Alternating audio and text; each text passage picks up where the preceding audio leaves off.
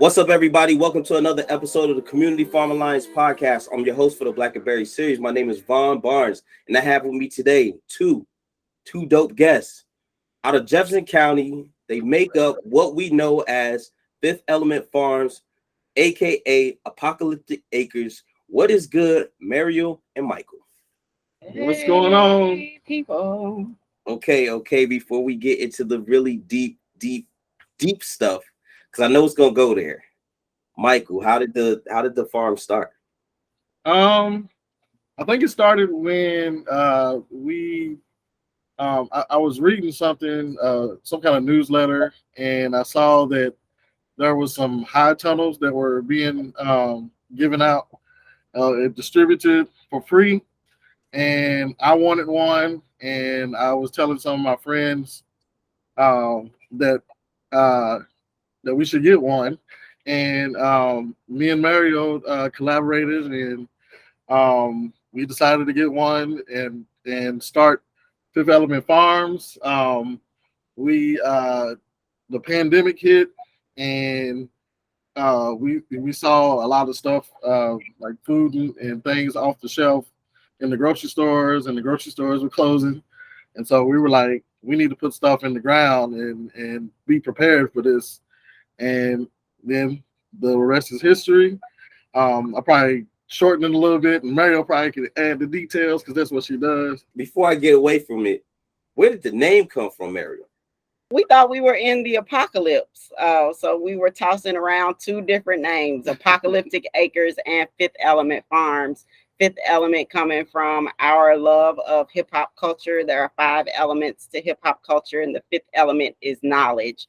So as we were talking, we were like, we're relying on the knowledge of our ancestors to get us through this tough patch of history of Earth, and to using their knowledge, their agricultural prowess to guide us toward liberation as a people. You guys started in the pandemic or before the pandemic? When was the official start date with the land and then the tunnel?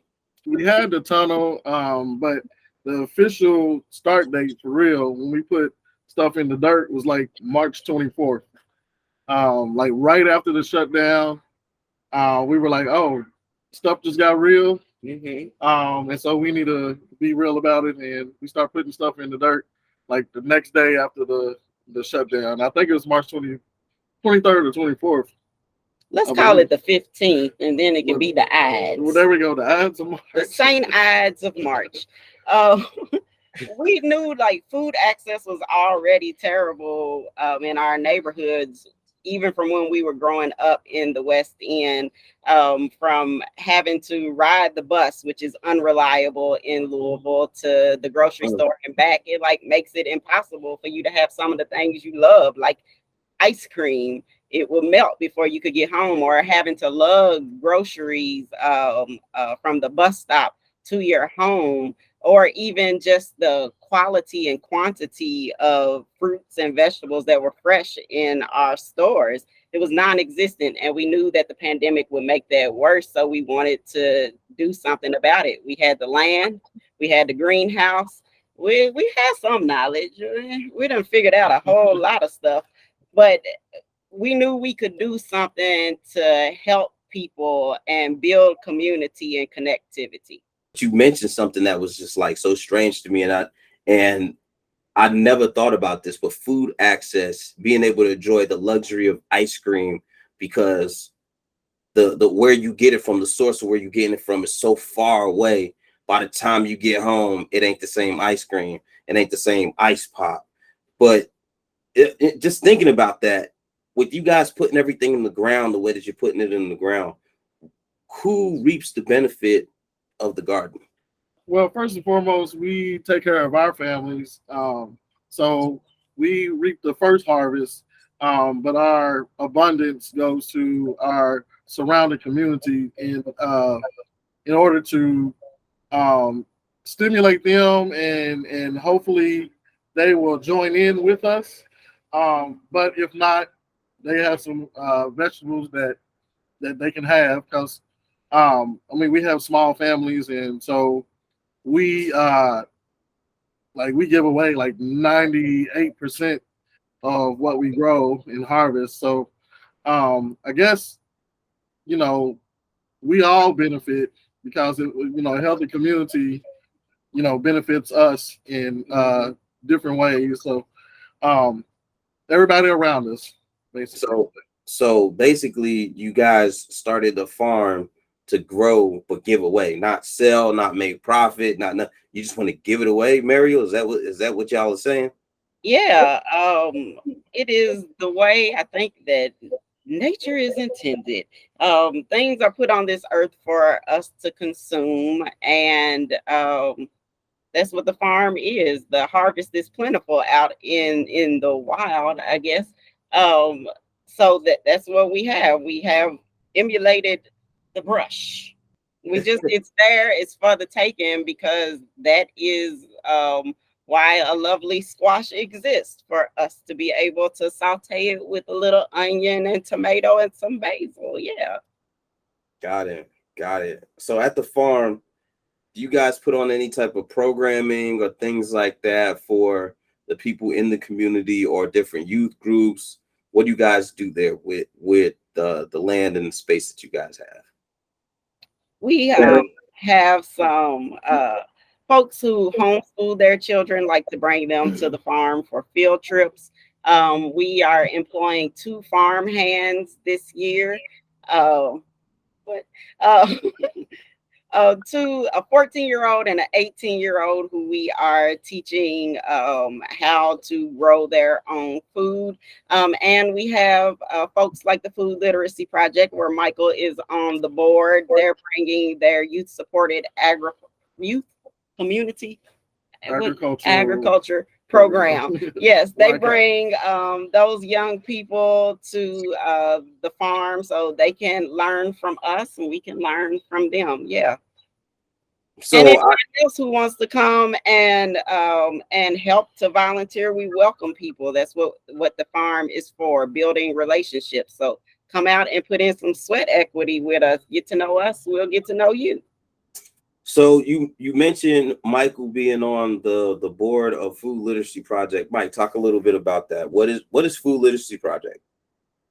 It is a organization that looks into helps the community learn about the growing process as far as growing vegetables, but also one of the big things that we do is looking into policy and how different policies affect different our food sources and food supply chain issues and food apartheid.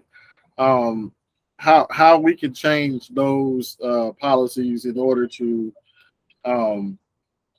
alleviate those situations like the food apartheid or I know one thing that the YCAP group did, they compared the same grocery stores and compared prices and compared the freshness of the fruits and the vegetables and see why there's a difference in these grocery stores. It's the same chain, but sushi or eggplant costs 50 cents more than in certain parts of the neighborhood, or why is there eggplants in this neighborhood but not in this neighborhood? And it's the same grocery store. Same chain.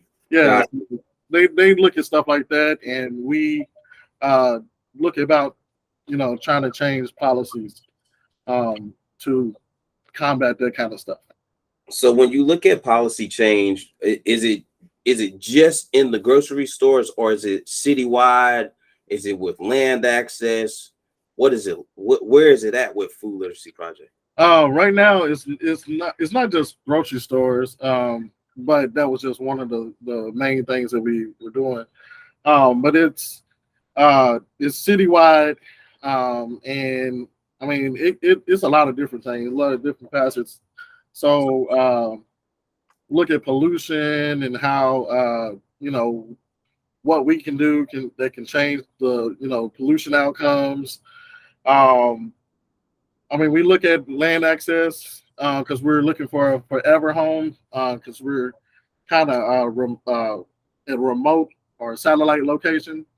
But we're looking at land access now because we need to find a forever home. So that's one of the things that we will be moving into, looking into. But for the most part, it's it's a citywide thing. It's not just grocery stores. I think that when we get more capacity, we will expand what we are looking at, and not just Louisville, but like as a state, Kentucky. But we're not at capacity yet, and so we're just focusing on Louisville, There in Louisville. the West End, because that's where we are now. Speak a little bit about that. What is YCAP and what are they doing at the farm? YCAP is a youth group affiliated with the Food Literacy Project. So they come and visit annually and lend a hand and offer us a tremendous help. Our farm is really large, so it takes a lot of work year round to maintain it. And we welcome groups like YCAP first because they know what they're doing, because they are young people who are already interested in agriculture, which is dope. So there is no need to train them. There's no learning curve. They can come in and hit the ground running, knowing what they're doing. And it's cool to get to know some young people and get different perspective. I mean, we were born in the 1900s, and these kids teach us a lot too. So it's dope having them there.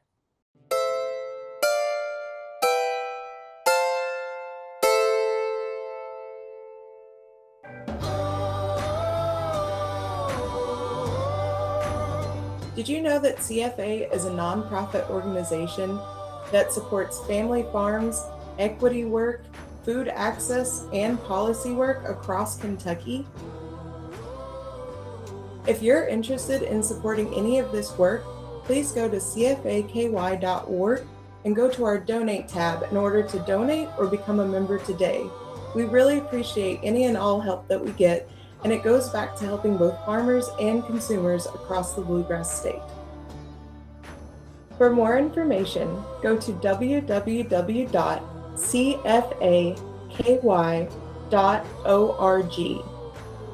Once again, that's www.cfaky.org. Thank you. And now back to our show.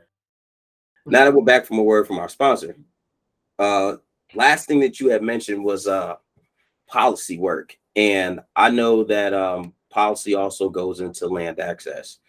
How did you guys get the property that you are on now? And what is going on with the land bank that you all seen that you guys have been working with? We bought the property in 2018, I think. Maybe it was 2017. I don't remember. From the land bank through the Cut It, Keep It program. So if you own a house on the block, you can purchase one of the city-owned vacant lots for $500. We purchased it, didn't really know what to do with it. Michael has a background in growing, and like he said, he found that grant, so we decided to grow things.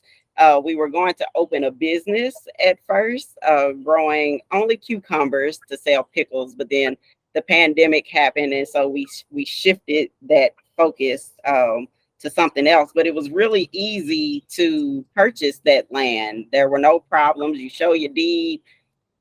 The easiest signing of a property that I've ever been a part of, until I wanted to acquire more land. And then we started hitting roadblocks with the land bank. They offer up these vacant lots to people who want to build structures because they are trying to capture a greater tax base by there being a home or a business on the lot. But I think what our city is neglecting to see is that there are different definitions of the word build. You don't only have to build a structure. You can build capacity. You can build community. You can build a garden that feeds an entire block. And if we had more lots that are on the same street that we grow on now, we could increase our production in order to feed more people and end the food apartheid that exists in the West End. But they just make it very difficult. If even to the point where we offered to pay full price for the lot, which would, there are two across the street, which would total about $6,000 together. And we just said, I'll give you the market value of the land. And they refused that offer even. But again, developers can get not only land, but money too, which is why we're fighting the West End TIF, which is a gentrification tool that would displace us. It would keep us from having greater access to land, not even just to grow on or invest in, but to live on. It could tax us out of our homes. So many costs are rising. Food costs are rising, which makes our farm relevant. Gas is nearly $5 a gallon. Gas and electric are increasing. The water bill is increasing. We poor and working class people, we cannot afford another tax, and that is exactly what the West End TIF will do. It will tax us more and force us out of these places we call home. That is something I have not spent the time to think about. Well, sign the petition to stop the West End TIF. HBNassembly.org. Well, it's a shameless plug. Go ahead, plug it in, girl. Plug it in. You mentioned land access, not being able to get the property that's across the street from you. Is that something that you guys have been, Michael, have you guys been looking at policy with that? Mariel, have you guys been looking at policy and changing how the land bank goes about doing their things with the property? Michael, you first. Well, the Food Literacy Project hasn't been looking into it, but of course, me and Mariel have been looking into why we cannot purchase those properties or whatever. And I mean, we just get the runaround. They'll give us an excuse and expect us to kind of go away, but we don't understand why we can't just purchase those properties outright, or I guess we also look at like some of the rules about like the rules about having community gardens and things of that nature. So I guess we have looked at it and tried to see about changing some of those rules. And I specifically haven't been working on it, but I know that Mariel and some other people have been looking at how we can change some of the rules so we can have more agricultural spots in these vacant lots. And so I guess that's the only policy that we've been really looking at. But Mariel might have some more. I joined the National Young Farmers Coalition Land Access Cohort, which is advocating for 1 million acres of farmland for BIPOC farmers. So we are directly impacted by that issue, and most folks may not think so. They think of farmland and they think of rural farmland, and rural farmers are having the same problem that we are with accessing land in the city too. So being part of that cohort is sending me to Washington, D.C. to advocate at the federal level to get provisions put in place in the 2023 Farm Bill for land for folks who have been denied land for centuries. Wow. Could you go a little bit deeper on that? Like what other goals do you guys have heading out to Washington? And then one more time with the name of the organization again. It's the National Young Farmers Coalition. And our only goal is to secure this acreage for farmers. And this cohort of folks that I'm in is made up of farmers from all across the nation, not just BIPOC farmers, white farmers too, who are advocating for folks like us to be able to have access to land. It's the most pressing issue with farmers going forward for the future of farming is if we will be able to have access to grow the food that keeps people alive in this country. That's impressive. I mean, and you know what's so funny? People don't really think about that. That it's the farmers that are feeding everybody, and the percentage of farmers is so low sometimes. Like, how do you get the chance to feed all these people?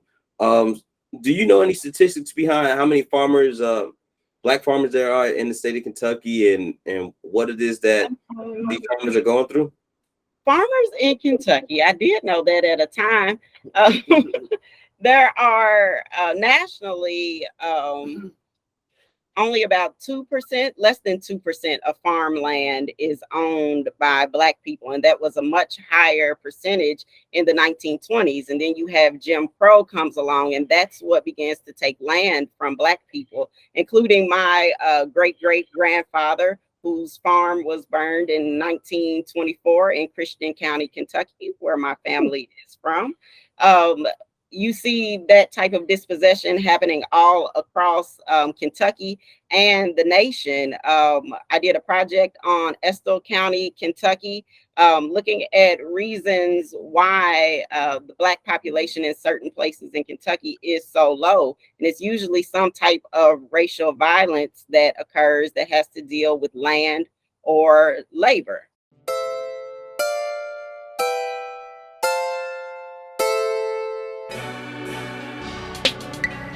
Kentucky Double Dollars, a program of Community Farm Alliance supporting Kentucky farmers and families with over $300,000 in nutrition benefits matched in 2021.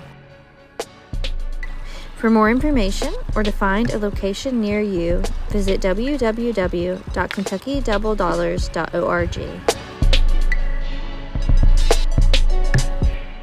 Mike, you mentioned that you had a passion project that was agriculture based. Tell us a little bit about it. That passion project is called Aquaponics, which is growing vegetables or plants without soil and using basically, in a nutshell, fish poop. And there's a lot of scientific stuff that is involved with it, but it is a project that I think could solve a lot of our issues, especially in Kentucky. So you use fish, and one of the things that we have, one of the problems that Kentucky rivers have is the invasive carp. I think if we use those carp in aquaponics, we can solve our issue. And so I think about that situation, and I worked with maybe 15 to 20 young people on the project. We are called the Aquapunks, and we are trying to become the experts or the masters of this skill of growing vegetables and or plants without soil using fish poop. Why carp? Well, you can use any kind of fish, but you need a fish that produces a lot of poop, and so carp is one of the ones that poops a lot. But it's also invasive, and the carp is destroying our rivers, the habitats of a lot of our native fish and plants in our rivers, and so it's a nuisance. And so they've tried everything but aquaponics. They've tried everything to alleviate that problem, but I think aquaponics is the key. So we take the invasive problem and use it for our benefit, is what I see. And so that's one of the main reasons that we should do the carp. What does carp taste like? Well, I'm not for sure, but a lot of chefs are starting to experiment with carp to actually be another way to get rid of them. Tell me a little bit more about why the carp. I know you said it produces a lot of waste. Yeah. But outside of the waste production, what is the benefit of the waste whenever you guys are growing in aquaponics? So the waste is more than the key to the whole chemical reaction, I guess, because the waste of the fish breaks down and it's really scientific. Nitrates are extracted and bacteria is grown, and the bacteria changes the breakdown of the waste into fertilizer for the plants, and that's why we're able to grow without using soil, because it's like a direct fertilizer that goes to the plants. And so you need a fish that would produce a lot of waste for that bacteria to grow and do its thing. And it's a whole cycle. And it's also less water. So it's less water usage than traditional farming. So and it can be in smaller spaces. So aquaponics really benefits us in the community of the world, because we don't need a lot of space. You don't need a lot of water, which we are having problems with both. There's a lot of places that have droughts.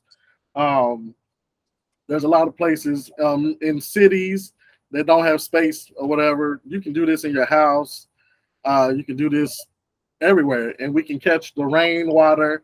And that I don't know the statistics off the top of my head, but I know that it is like 10 times less water being used in traditional farming. And so that's why it will benefit Kentucky, because we are hitting drought stage, and we have this invasive carp, which we're not the only ones. It goes all the way up to the Great Lakes. It's the same carp that is wreaking havoc. I just think that we can benefit from its destruction.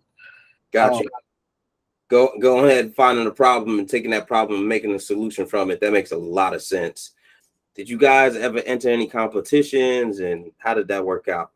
So so the group of kids that I worked with, they were middle school kids. We were called the Aquapunks, and we entered. They call it STLP, which is a statewide competition, and that stands for Student Technology Leadership Program. And one of the tiers in the STLP competition is community work.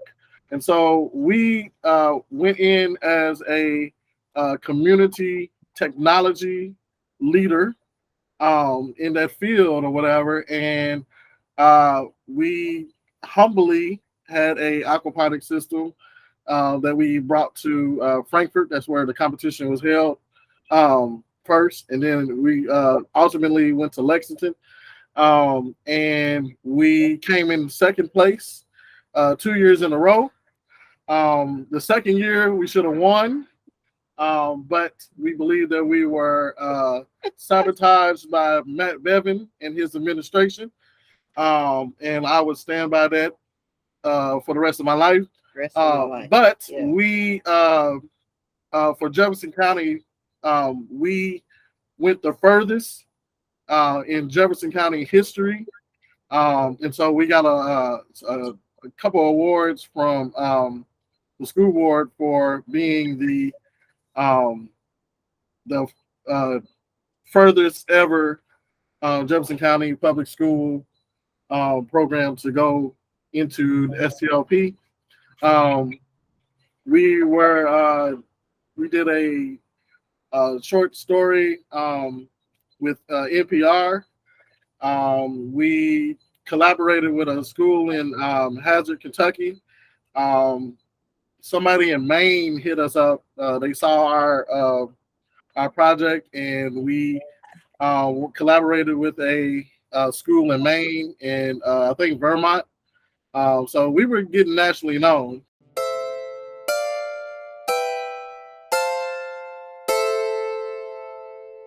Farmers markets support program services.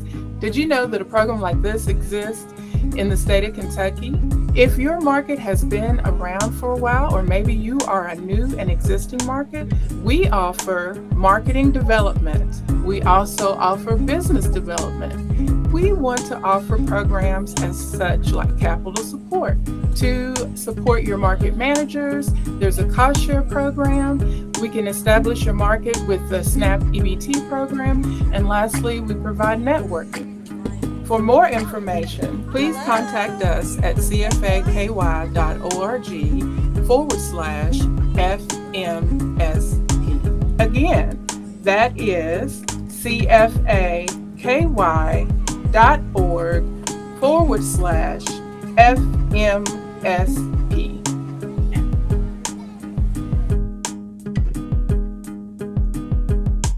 But this is the Blackberry series, and I need to know what berry best describes Fifth Element Farms.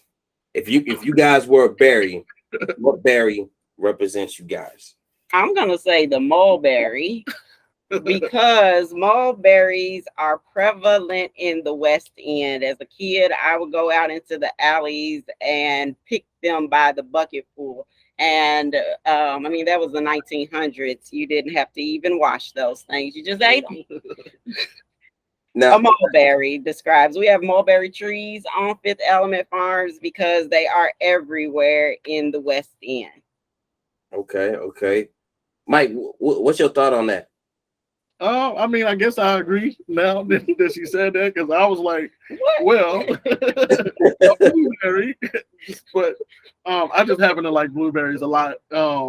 And honestly, I just discovered mulberries. I didn't know that mulberries grew on trees because of the song. It was like around the mulberry bush. And so I found out that I have a mulberry tree in my front yard, which I was looking at them one day and I thought they were raspberries. And I'm like, are these raspberries? And so I looked it up and I saw that they were mulberries. And I'm like, oh, okay. Why is the song, telling us otherwise? And so I guess I agree. I'm not going to tell anybody that you said that tree was a raspberry tree. Hey, I mean, they look like raspberries. They do. And so I thought it was raspberries. So that's why we have the Google. We looked at the Google. Not the Google. Looked at the Google. The Google. The Google told us or told me that it's mulberries. And so now, mulberries represent Fifth Element Farms. Where do you guys see your farm in 3 years? Mariel, would you like to go? Sure. I see us owning one of the 2 abandoned homes that are adjacent to the farm and using that space for aquaponics so that we can not only give away produce, we can also be giving people fresh meat. And then why would we need you, Kroger? Why? Just give us some time. I saw an article today that was talking about the new Publix that's opening out into the far East End in a predominantly white neighborhood, and why the West End is being left out of the grocery boom that is happening in this city. There are so many options once you are beyond 9th Street for you to shop for groceries. What are some of the examples of the options that you see in grocery chains outside of 9th Street? You name it. Eggplant. Oh, excuse me. I'm sorry. We Let me re-ask that question. Beyond 9th Street, what are the different chains of grocery stores that you see that you don't see in the West End? Whole Foods, Trader Joe's, Publix, Aldi's. What was that? Walmart, grocery. Fresh Time. Oh yes, I remember I think that. it closed up. We Anyway, did. farmers markets. I mean, we don't have a lot of those either, and that's one of the other things. Publix, I'm not surprised. That's a Trump supporter. So I know that's linked there somewhere. We just So no turning back now. No, So that article, talks about why there is no grocery competition here. And I said, just you wait. Just you wait. You give us some time and we will eradicate Kroger from here. If they were being as generous to us with land as they have been to Kroger, we could grow enough to feed the West End. Value Market. Yeah, we got Cash Saver though. That's close. Is it over there? Yeah, over here, yeah. Dang. You said Value Market? Yeah, we don't have a Value Market option in the West End. We've got Kroger and Save-A-Lot. And oh yeah, I was gonna say a pick pack, but is that pick pack still there? I don't even know. We do have Save-A-Lot though. Yeah. Now that is actually terrible to think that there are no options over there. And like the more I think about it, it's like, right, there's no this, there's no that. Same thing happened with Shively, with the closing that Kroger and Shively. And closing that Walmart further up the Greenbelt. That was a hit to us and Shively. I think the Save-A-Lot closed in Shively. This just deepens that food apartheid. And our neighborhood, the West End, is adjacent to, it's the next town over from the West End. So it seems like whatever punishment folks are doling out to the folks in the West End, they are extending it to the people of Shively also. Yeah, another guest had spoken about that, and it's crazy. The more I think about it, I was like, yeah, you know what, you're right. There isn't some of that there, but there is a Whole Foods in St. Matthews. There is I remember when Lucky's was out there in the East End, and you can go there and Lucky's will have all the fruits and I don't know what happened to them. Paul's Fruit Market. Oh my goodness. I mean, we have to, like, I live close to the New Albany exit. I mean, I go over there to Indiana to do a lot of the shopping because it's closer, even though it's another state and a different tax revenue is going to them instead of us or whatever. But I mean, it's closer to me. And I tried to shop here in the West End because I know if sales drop and people are not patronizing the Kroger stores here, they will close them and then we will have no options. So even though the Kroger that I shop at is substandard, when you compare it to a Hikes Lane or what's the one you go to? J-Town. Yeah, if I don't shop there, then it will have impacts for everyone that is their only option. It'll impact so many more people. It's a choice that you have to make. But yes, unfortunately, a choice that we have to make. Do I go where the resources are, or do I stay here in order for there to even be a resource? This one's going down in the history books, man. This is a great interview. Fifth Element Farms, I'm telling you, relying on the knowledge of our ancestors, they perfected agriculture. That is why they were brought here to build the agricultural economy of the United States. On purpose. It was not just let's go pick up some random people. Oh, it's some Black people over there. They studied us. Just as they do today, and they steal the things that we produce. With all that information and everything that you guys just threw out there, is there anything that you want to add to the top of this podcast? The cherry, sprinkles. What else you gonna add? Is there anything else you want to add?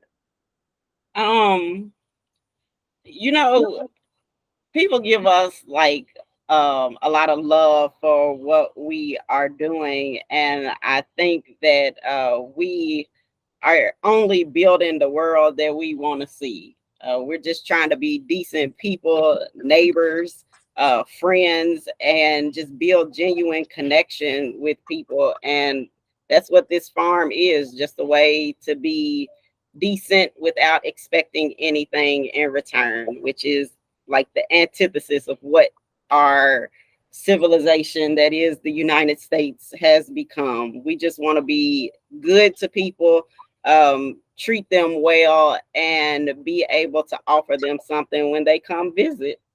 I just think that what Mariel was saying, we like to put out goodness, good energy, And when we put out good energy, the God universe gives it back to us, and we see good yields because we're doing a good thing. And so, Fifth Element Farms is a good energy operation, and come out and help. No bad vibes there. No bad vibes there. With that being said, I'd like to thank y'all for being on the podcast. I'd like to thank everybody for listening or watching. And as I always close with, real change comes from the ground up. But until next time, peace. Peace to the Middle East. Like this. Isn't that how that went? Yeah.